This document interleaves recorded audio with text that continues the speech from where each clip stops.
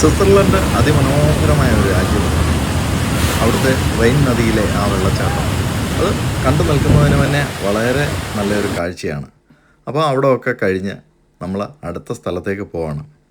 അധിക ദൂരെയല്ല, 1.5 മണിക്കൂർ യാത്ര ചെയ്യണം. ലൂസൺ റെയിൻഫോൾ വാട്ടർഫോളൊക്കെ കണ്ടു. അവിടുന്ന് നമ്മൾ മുമ്പോട്ട് പോവുകയാണ്. സ്വിറ്റ്സർലൻഡിലെ മനോഹരമായ നഗരങ്ങളിലൊന്നായ ലൂസൺ സിറ്റിയിലേക്കാണ് നമ്മൾ യാത്ര ചെയ്യുന്നത്. ഏകദേശം 1.5-2 മണിക്കൂർ ട്രാഫിക് ഇല്ലെങ്കിൽ അത്രയും സമയം, ഏകദേശം 1.5 മണിക്കൂർ കൊണ്ട് നമ്മൾ എത്തും. വഴിയിലുടനീളം നമുക്ക് കാണാം ഗ്രാമീണ ഭംഗി, പച്ച പുൽമേടുകൾ, മുന്തിരിത്തോട്ടങ്ങൾ, കുന്നുകൾ, അതുപോലെ തടാകങ്ങൾ എന്നിവ നമുക്ക് കാണുമ്പോൾ തന്നെ നമുക്ക് കണ്ണിന് നല്ലൊരു വിരുന്നാണ്.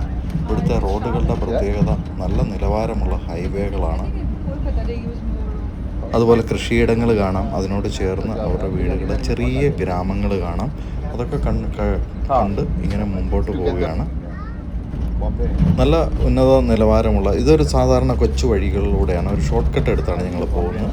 അതുകൊണ്ട് തന്നെ കുറച്ചുകൂടെ നമുക്ക് ഗ്രാമീണ ഭംഗി ആസ്വദിക്കുന്നതിന് വേണ്ടി നമുക്ക് സാധിക്കും. റോഡുകളിലൂടെയാണ് ഇപ്പോൾ പോയിക്കൊണ്ടിരിക്കുന്നത്. ഇനിയും കാഴ്ചകളുണ്ട്.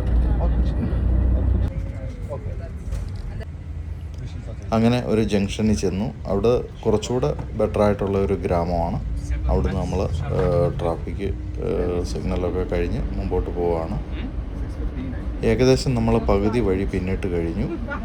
പോകുന്ന വഴികളിൽ ട്രാഫിക് ലൈറ്റുകൾ, നല്ല ഹൈവേകളിലോട്ടൊക്കെ നമ്മൾ കയറുന്നുണ്ട്. അതൊക്കെ കഴിഞ്ഞ് നമ്മളൊരു തുരങ്ക പാതയിലോട്ടാണ് ചെല്ലുന്നത്, ആ മലയുടെ അടിയിലൂടെ.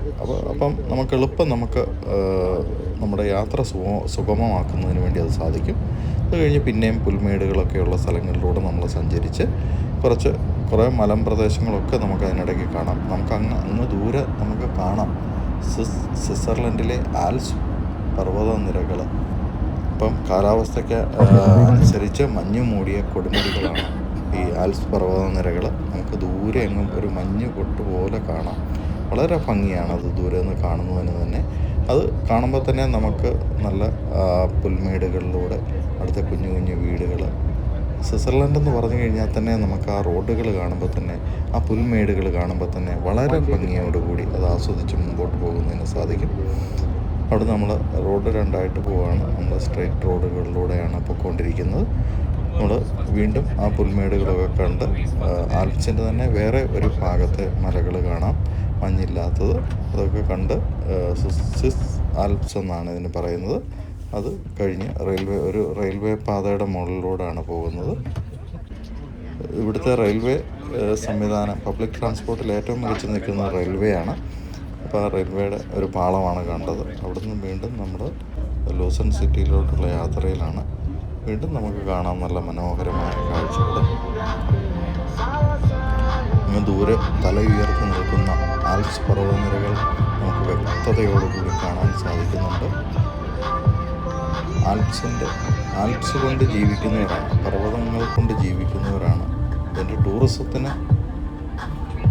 ടൂറിസം തന്നെ ആൽപ്സിനെ ആശ്രയിച്ചാണ്. അവിടുന്ന് കുറേ കാറുകളൊക്കെ ദൂരെ ഇങ്ങനെ സൈഡിൽ പാർക്ക് ചെയ്യുന്ന സ്ഥലമൊക്കെ പിന്നിട്ട്, ഒരു ഇടവഴി പിന്നിട്ട് റെയിൽവേ പാളം കാണാം, ഒരു ട്രെയിൻ പോകുന്നത് കാണാം.